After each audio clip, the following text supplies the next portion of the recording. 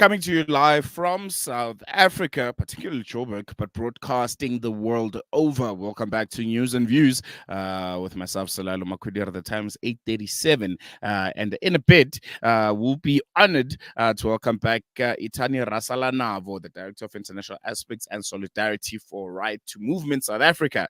Itani embodies the spirit of resilience and solidarity, having completed a grueling 720-kilometer walk earlier this year from the Hector Peterson Museum to Durban to raise funds for prosthetic limbs for Palestinian children affected by the violence in Gaza. Now, he's about to do it all over again. He's going to embark on the second leg of his mission, a walk from Mafikeng to Cape Town, starting on October 19th, with the goal of arriving in Durban on November 28th. This journey is not just about endurance, but aims to raise funds for transporting Palestinian children to South Africa for much-needed medical care. And this is in partnership with PCRF and other organizations. Itani, Enda, Baramin, how are you? I'm very well, thanks. And yourself? I'm well. Just one question, my man. Don't you get tired of walking such long distances? In the previous walk, I kept emphasizing that my great grandfather passed away at the age of 103. He worked until he was 87. And up until the year that he resigned, he used to walk for at least 3.5 kilometers to work and back on a daily basis. That made me realize that may have the impact on him surviving for such a long time. And if you look into the scope of things and life in history, it is those that lived before we had cars that survived much longer and lived a happier life, healthier one for that matter. So I think I'm on the right track. No, definitely. You are on the right track. And what's really lovely for me is the fact that this is, for a very wonderful cause. I think, first and foremost, let's take a step back. Well, you're not taking any steps back, you're going forward. But for the sake of this conversation, let's take a step back. Just reflecting on your first 720-kilometer walk, what would you say were some of the most, profound lessons you took away from that experience, both physically and emotionally? Firstly, from a negative point of view, with the work, I appreciated the work, but throughout the work, I realized something. The apartheid regime had a massive impact on our lives, and one of them is that it killed the spirit of exploring. We live in a country that is vast, that is beautiful, that has got a thick and rich history that I managed to experience in this walk. That I realized that I thought I knew South Africa, but I know little about it, that many others do not know about either, that we need to know of in order for us to even appreciate our country even more. From a positive point of view, I met a lot of great people along the way. I met with people that I had never heard of, people that I've only heard of, and some that I had met before. Great spirits. I mean, people that when they speak, you can hear that they command respect, they give direction, and they have chosen the right side of history. If you look into magazines, into the media in general, you find that the most influential people have chosen the wrong side of history as we speak today. So along the way, I found out that South Africans remain resolute, and the ICJ case was not about the government, but the spirit of the nation. We are people of justice, we are people who love each other, and I really appreciated that about the work. The people gave with their hearts, and it showed indeed that the people of South Africa are with the people of Palestine from their hearts, and it's not about smoke screening and trying to show that we appreciate what the world did for us. We still feel what apartheid did to us as a country, and we have got a clue of what Palestinians are feeling.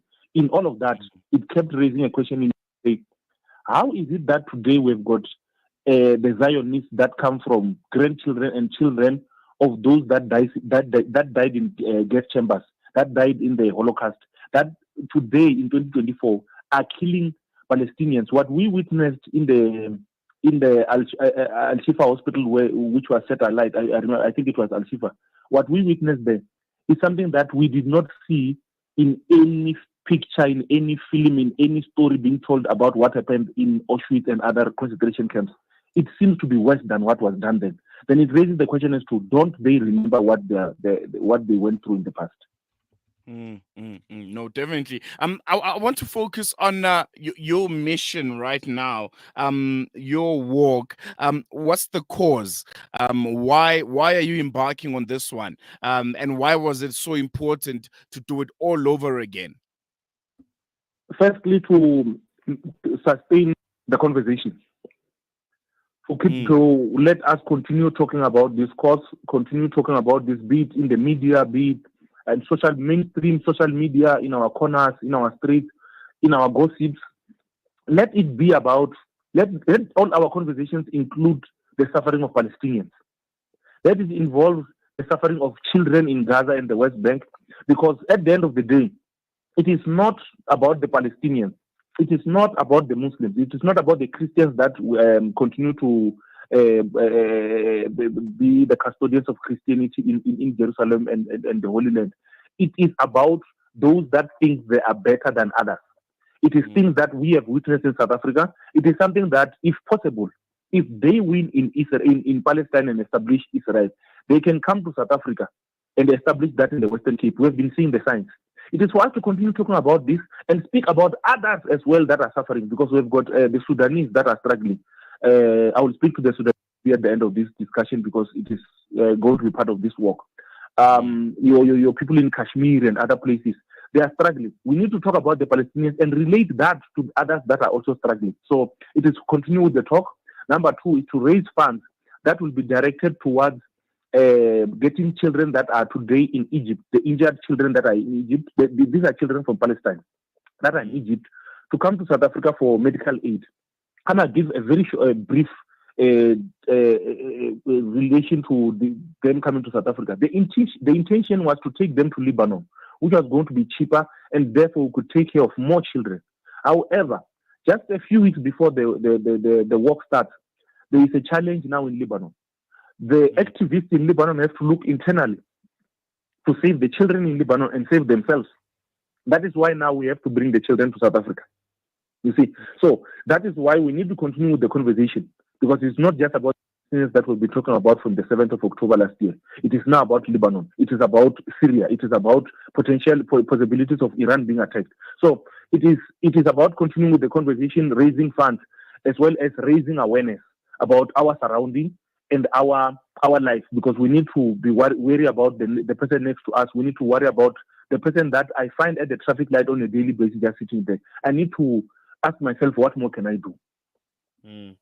Definitely, and a very, very important question there. And I think one thing that has always been a concern for me is how Palestinian solidarity and awareness thereof here in South Africa almost feels so concentrated in a lot of the urban parts, whether it's in Cape Town or it's in Durban or it's here in Johannesburg, and it almost feels exciting for me, the fact that you'll be going through some of the most remote parts of our country, would leaving that message of awareness and making those that maybe might not understand, but for certain that as South Africans would feel almost obligated to be part of the Palestinian struggle. Would that be something that is a mission for you too? As much as the raising of funds is very, very imperative, but the fact that you are broadening the awareness of the struggle, what do you have to say on that? Definitely. That's one of the most significant objectives for the work. The work is to move from one city to the other, and not just from one city to the other, but visiting the small towns, villages, and settlements that are in between these towns, so that we can engage on this issue and relate to the issues that are on the ground, and give perspective to the struggle. Because in most instances, we are getting this information from the mainstream media, which is in Mm, support of the oppressive forces. You see, so us going there and giving perspective, it shares. We'll have leaflets that will distribute. There'll be access to different sources of information. We'll have talks. So by doing that,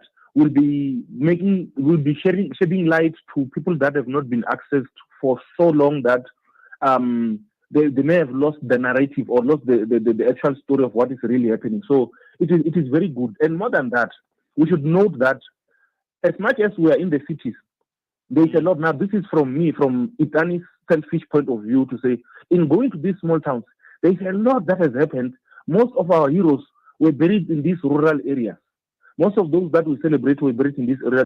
I'm going to visit Kharafrene. Just yesterday, we were finalizing, almost done with going to Kharafrene, which will increase my walk with an extra 100 kilometers. But it's fine.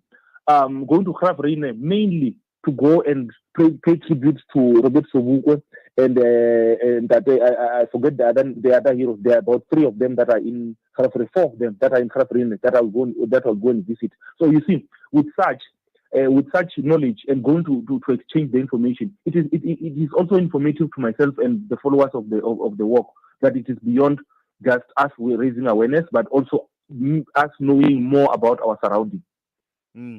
Definitely. And I think another aspect for me is the ownership of the struggle, because in more or less terms, it sometimes feel like it doesn't belong to everyone. It belongs to a certain demographic. Some people are apprehensive to even try and get involved, but we'll touch a bit on that after this short break, and then we'll also talk about we're not going on a short break. Okay, cool. I think that other aspect of the fact that there's the connection, of the struggle of people of Palestine. Yes, it resonates with a majority of Black South Africans in this country, but it almost feels like it belongs to a certain demographic, and that's a reality that we can't shy away from. And I think the impact of your work could also be that, exactly making people understand that this is your struggle also as a South African, and as a people that have lived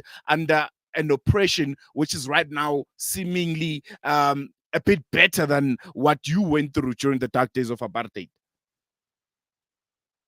Agree with you right there, because as I said earlier, I want to say the media portrays a certain perspective about this war, about this conflict and the siege in general.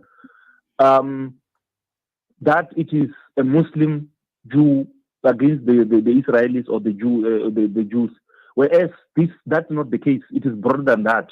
South Africans relate to this beyond just a racial, religious, or any line. It is a humanity struggle. Indeed, by reaching to people, we make them aware that it is about individuals and not a certain group of people that must be involved in this struggle, that it affects this particular individual. It affects everyone across board. So indeed, this platform provides us with such. And just lastly, in closing, just give us the dates. When do you start walking? When, do you hope to reach your destination? And also those that want to collaborate and support you, how do they go about it? The work is going to start. The actual work is going to start on the 20th from Mafikeng. However, the programs are going to start on the 19th. We'll have a documentary screening on the 19th evening, and the work starts on the 20th. It is going to go through briefly from Mafikeng through Rustenburg, through Gauteng, Potchefstroom, Klerksdorp towards Kimberley, Free State, Aliwal North into Eastern Cape, East London, Port Elizabeth, Graaff-Reinet, and so on towards George, and then we end up in Cape Town. Inshallah, God willing, it's going to be on the 28th that I'm going to be in Cape Town, that I'm going to arrive there. However, I wish to make 2 announcements. Number one is to say, in all these towns that we are going through, please do not hesitate. The work has not started. We do not hesitate to call and say we are in this particular town, we are in this small area, we are in this village along the way. We are an organized community who would wish to host you and show you our area, and you also share the story with us. Please do contact us. I will share the phone numbers. The same phone numbers that I've been utilizing. So please do contact us with regards to events. Secondly, all the stops that we are going to end up at, we are going to plead with them to serve as a drop center for a campaign that we are going to launch immediately after the walk. Now, the campaign is to collect non-perishables, clothes, as well as blankets. This is for Sudan, for the refugees from Sudan that are in Ethiopia, Uganda, Egypt, and other countries, surrounding countries. this we're doing in collaboration with the Africa Diaspora Forum and part of the Sudanese community in South Africa, to say we need to, as South Africa, collect this as well as plead for assistance in terms of providing psychological, medical, educational assistance to the refugees. Because for more than a year, the children have not been going to schools. There are no medical attention that has been. There is no thorough medical attention that they've been receiving. Medicine Sans Frontier is there, but they are unable to cover everywhere. So we are going to run with the campaign. It has actually started, but it will go full blast come December. All right. It's unfortunately we have run out of time, but I will definitely be catching up with you during your walk as we've always done. And again, wishing you all the best, Pa.